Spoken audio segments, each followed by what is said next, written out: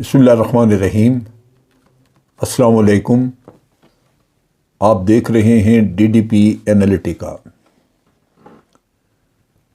آج پاکستان ایک انتہائی مشکل دور سے گزر رہا ہے، خاص طور پہ اگر ہم اپنی اکانومی کے حالات دیکھیں اور پھر اس حکومت کی پرفارمنس اور باہر کے پریشرز۔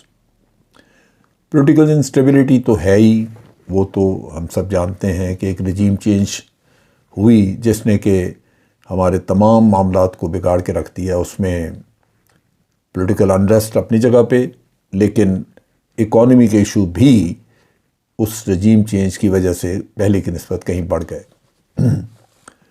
اچھا برا جو بھی تھا، اگر پہلے والی حکومت مینج کرتی اور اس کا اپنا ایک ٹریک ریکارڈ جو اینڈ تک چل کے آتا، ہم اس کا ایک موازنہ کر سکتے تھے کہ انہوں نے کس حد تک بہتری کی۔ لیکن بہر صورت جو کچھ انہوں نے کیا، آج حالات اس سے برے نظر آ رہے ہیں۔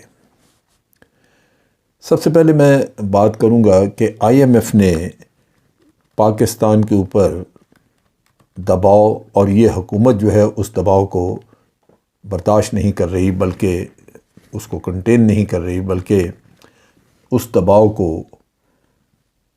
لے کے آگے، اس دباؤ کی روشنی میں یا اس دباؤ کی وجہ سے جو فیصلے کر رہی ہے وہ ملک کے لیے مفید نہیں ہے۔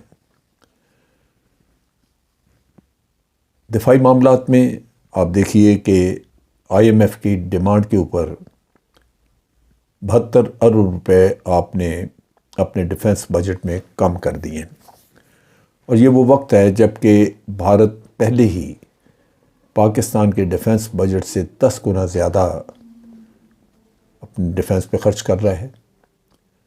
کہنے کو چین کے ساتھ اس کا جھگڑا، لیکن اس نے کبھی بھی چین کے ساتھ جنگ کرنے کی کوشش نہیں کی، لیکن پاکستان کے ساتھ اس کی ہمیشہ سے ایک دشمنی بھی موجود ہے، کنفرنٹیشن بھی رہی ہے، جنگیں بھی لڑی ہیں۔ تو لازمی بات ہے کہ پاکستان کو اپنے دفاع کے لیے بہت کم بھی کرے تو کچھ اتنا کرنا پڑتا ہے، ضروری ہوتا ہے، جس سے کہ وہ کم از کم اپنا دفاع کر سکے۔ اور اگر وہ بھی رقم آپ کے پاس نہیں ہوگی تو میں سمجھتا ہوں کہ آپ کے لیے مشکل پیدا ہوگی۔ امریکہ کے ساتھ بات چیت اور اس کو خوش کرنے کا کام، آپ کو پتہ ہے بلاول زرداری ٹیلی فون پہ آج بھی بات کی، امریکہ ہو کے بھی آئے ہیں۔ امریکہ تسلی بھی دیتا ہے، ہم آپ سے اکانومی آپ کے ٹھیک کرنے کے بارے میں بات کریں گے، لیکن ہوا کچھ نہیں۔ الٹا یہ کہ IMF کی طرف سے مطالبات اور پریشر وہ جاری ہے۔ ایک تو یہ کہ IMF نے ہمارے تعلقات جو ہیں وہ رشیا کے ساتھ، چائنا، یوکرین، ان سب ممالک کے ساتھ ہمارے تعلقات جو ہیں وہ ان پہ سخت آ رہی ہے، ان پہ ایک پریشر آ رہا ہے جو IMF کا غالباً ایک آبجیکٹو ہے پولیٹیکل، کہ وہ ہمیں ان ملکوں سے دور کرے۔ اس میں جیسے چائنا کے ساتھ کیے گئے معاہدوں کے اوپر IMF مطالبہ کرتا ہے کہ اس کی تفصیل ہمیں دی جائے۔ لازمی بات ہے کہ دو ملکوں کے درمیان معاہدے ہیں، اس کی ایک اپنی سیکریسی ہوتی ہے، آپ کیسے اس کو کریں، لیکن IMF کے سامنے آپ کو جھکنا پڑے گا، کیونکہ یہ حکومت تو تمام ان کے مطالبات مانتی جا رہی ہے۔ اور اس میں فوڈ سیکیورٹی کے ایشو بھی نکل آئے، کیونکہ جو رشیا کا معاملہ ہوا، یوکرین کی رشیا کی جنگ کی وجہ سے، اور پھر ہمیں جو امریکن پریشر کی وجہ سے پوزیشن لینی پڑی اس نئی حکومت کو، اس کی وجہ سے رشیا سے اور یوکرین سے جو اناج ہم نے لینا تھا، گندم لینی تھی، وہ نہیں لے سکے۔ عمران خان نے رشیا سے آنے کے بعد اپنے اسٹیٹمنٹ میں یہ کہا تھا کہ ہم رشیا سے تیل بھی لینا چاہتے ہیں، پائپ لائن بھی ان کے ذریعے لگانا چاہتے ہیں، اور پھر ہم وہاں سے گندم بھی خریدنا چاہتے ہیں، لیکن یہ ساری چیزیں ہوا میں اڑ کے رہ گئیں۔ بدقسمتی کہ موجودہ حکومت نے اس ڈائریکشن میں کوئی کوشش نہیں کی کہ یہ اپنے ملک کے مفاد میں، جس طرح بھارت یا اور ملک کر رہے ہیں، وہ رشیا سے یا یوکرین سے یہ اناج اور چیزیں منگوا لیتے۔ ہماری اکانومی پہ اس کا بھی پریشر ہے کہ ہم مہنگا تیل خرید رہے ہیں، پھر جو ایک اناؤنسمنٹ آج کی اسٹیٹ بینک آف پاکستان نے، وہ جو انہوں نے انٹرسٹ ریٹ ہے وہ بڑھا دیا. انٹرسٹ ریٹ جو ہے وہ بھی 15% پہ پہنچ گیا ہے. تقریباً ₹1.25 انہوں نے مارک اپ ریٹ بڑھایا ہے. اب آپ سوچئے کہ اگر قرضہ مہنگا ہے تو کاروباری قرضہ لے کے واپس کیسے کرے گا؟ اس کو کمائی ہوگی اس کی تو پھر وہ آپ کو قرضہ دے گا. اگر وہ انڈسٹریلسٹ ہے تو اس کی کاسٹ آف پروڈکشن بڑھے گی، کیونکہ اس نے ورکنگ کیپٹل لینا ہے، پیسے لے کے قرضہ لے کے آگے اس نے مال بنا کے بیچنا ہے تو قرض اتارے گا. لیکن اگر قرض مہنگا ہے تو اس کی کاسٹ آف پروڈکشن بڑھے گی، زیادہ مہنگائی بڑھے گی.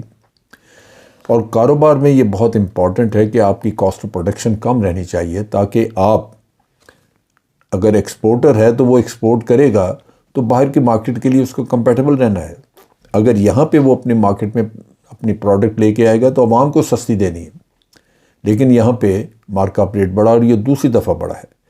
مئی میں پہلی دفعہ بڑھایا گیا اور اس وقت ₹1.50 بڑھایا گیا. اب آ کے آپ دیکھ لیجئے کہ جولائی کے مہینے میں پھر ₹1.25 بڑھا دیا گیا ہے. اب یہ جو آج کا 15% جو ہمیں مارک اپ ریٹ ملا ہے جس کے اوپر قرضہ لیا جا سکے گا، یہ نومبر 2008 کے بعد سب سے زیادہ ریٹ آج ہے. یعنی نومبر 2008 میں ریٹ زیادہ تھے، لیکن اس کے بعد کم ہوتے گئے، اور پھر آج اس وقت سے، یعنی آپ دوسرے لفظوں میں حساب لگا لیجئے کہ 14 سال کے بعد آپ پھر وہ پہلے والے حال پہ آ گئے. اب اسٹیٹ بینک کے گورنر جو ہے وہ بتا رہے ہیں کہ جی مہنگائی ہے، مہنگائی کو کنٹرول کرنے کے لیے مہنگائی اس طرح تو کنٹرول نہیں ہوگی. ابھی جو مہنگائی کی شرح وہ بتا رہے ہیں، وہ یہ کہتے ہیں کہ تقریباً 21.5% جون کے مہینے میں مہنگائی بڑھی ہے. اگر آمدن آپ کی وہ نہیں بڑھی اتنی، تو یہ اتنی بڑی مہنگائی، اتنی زیادہ جو اس میں انفلیشن ہے، یہ کیسے، اس پہ لوگ کیسے گزارا کریں گے؟ آج بھی وہ یہ کہتے ہیں کہ آگے اگلے سال میں 18 سے 20% مہنگائی کی شرح رہنے کے چانسز ہیں، اور 3 سے 4% کے قریب ہماری اکانومی گرو کرے گی. یہ سارے انڈیکیٹرز کوئی بہت حوصلہ افزا نہیں ہیں. نتیجہ یہ ہے کہ یوں لگتا ہے کہ لوگ مہنگائی کے نیچے پسیں گے اور ملک کے حالات مزید خراب ہوں گے. یہاں پہ مہنگائی کنٹرول کرنے کے معاملے میں گورنر اسٹیٹ بینک نے کہا کہ جی جو عام مہنگائی مختلف چیزوں پہ ہے وہ کچھ ہم کم کر سکتے ہیں، اس سے کنٹرول کر سکتے ہیں، لیکن جو خوراک کے کھانے کے آئٹمز ہیں، جو گندم ہے، چاول ہے، دالیں ہیں، انہوں نے کہا وہ تو ایگریکلچر سیکٹر جس کا ہم سے واسطہ نہیں. اب ایگریکلچر سیکٹر کا بھی آپ سوچئے کہ اگر ایک کسان کھاد خریدنی ہے یا اور اس نے جو اس کے لیے قرضہ لیتا ہے تو اتنا مہنگا قرضہ وہ لے سکے گا؟ نتیجہ یہ کہ خوراک کے آئٹم، کھانے پینے کے جو ہماری اشیاء ہیں، ان کی قیمتیں کنٹرول میں نہیں آئیں گی. حکومت کو یہ فیصلے کرنے چاہیے کہ وہ کھانے پینے کی قیمتوں پہ کنٹرول کیسے حاصل کرے گی. اس میں بہت امپورٹنٹ چیزیں ہیں. سپلائی چین، آپ اگر خود اتنی گندم پیدا نہیں کر رہے تو سپلائی چین یہی تھی کہ آپ کو گندم باہر سے، یوکرین سے اگر آپ خرید رہے تھے یا رشیا سے، تو وہ آپ کو ملنی چاہیے تھی. اگر گندم پیچھے سے نہیں آئے گی تو شارٹیج آئی نہیں تو قیمتیں بڑھ جائیں گی. یا وقت پہ اس وقت اگر آپ کہیں سے گندم لینے کی کوشش کریں تو ہو سکتا ہے کہ وقت پہ آپ کو گندم سستی ملے نا.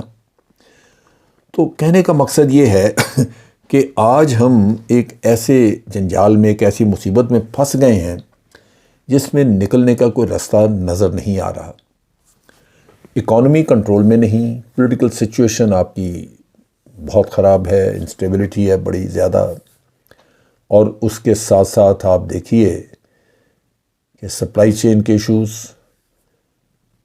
ہمارا کرنٹ اکاؤنٹ ڈیفیسنٹ کے ایشو، بہت زیادہ ڈیفیشنسی کرنٹ اکاؤنٹ کی، وہ ہاتھ سے نکلا ہوا بالکل. اور پھر ہم تسلی دیتے ہیں کہ ہم دیوالیہ ہونے سے بچ چکے ہیں۔ میرا خیال ہے کہ آج بھی یہ خطرہ منڈا رہا ہے۔ جو فارن ایکسچینج ریزروز ہیں آپ کے پاس، وہ میرا خیال ہے بمشکل 1-1.5 مہینے کے لیے ہیں، اور کرنٹ اکاؤنٹ ڈیفیسٹ جو ہے وہ کنٹرول میں نہیں آیا، تو 1-1.5 مہینے کے یہ فارن ایکسچینج، اور اس کے بعد پھر کیا ہوگا؟ میرا خیال ہے کہ حکومت کو ہمارے معیشت کے جو ماہرین ہیں ٹاپ کے، ان کو 5-10 کو لے کے بٹھا کے تو ایک مشاورتی ٹیم تیار کرنی چاہیے جو آپ کی اکانومی کے لیے تجاویز دے سکے اور اس کو سیدھے رستے پہ لایا جائے۔ مجھے اس بات پہ غرض نہیں ہے اس سے کہ آج پی ٹی آئی کی حکومت ہے یا پی ڈی ایم کی ہے یا کسی اور کی ہو۔ مجھے تو غرض اس بات پہ ہے کہ یہ ملک دیوالیہ نہ ہو۔ میری ضرورت تو یہ ہے کہ جس طرح بھی ہو مہنگائی کم ہو۔ میری ضرورت تو یہ ہے کہ جس طرح بھی ہو یہ ملک معاشی ترقی کرتا ہوا نظر آئے، ہمیں فارن ایکسچینج کی کمی ہر وقت پریشان نہ کرتی رہے۔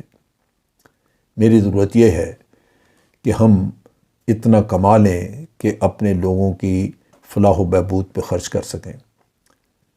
لیکن کاش ہم تو یہ بھی نہیں کر سکے کہ جو ادارے ہمارے نقصان میں ہیں، خسارے میں ہیں، پی آئی اے، ریلویز، اسٹیل مل، یہ وہ، ہم ان کو ہی ٹھیک کر لیتے کہ کم از کم جو ہم کماتے ہیں وہ ان پہ نہ ڈالنا پڑے۔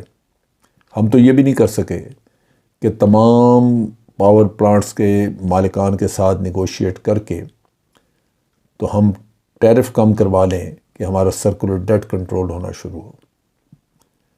یہ مسئلے اتنے شدید ہیں جو مجھے کم از کم اندازہ ہے کہ یہ حکومت ان پہ قابو نہیں پا سکے گی۔